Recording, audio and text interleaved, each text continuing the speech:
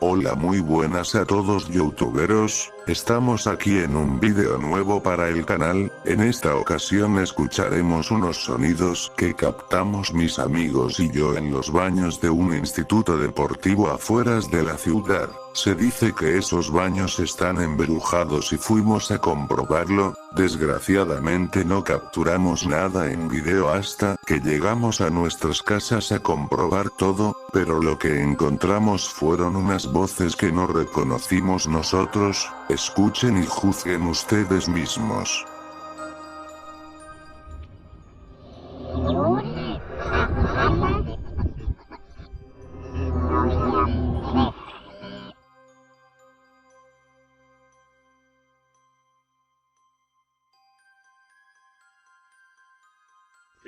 Hermione ama a Luis.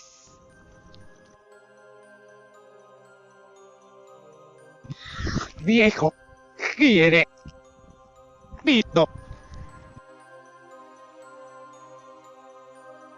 Sin duda no creímos lo que teníamos cuando descubrimos esto. Definitivamente este fantasma trata de decirnos algo, y eso lo averiguaremos en uno de los próximos vídeos. Esperemos tener más pruebas de este hecho paranormal, y sin nada más que comentarles se despide el Espartana 116, cuídense.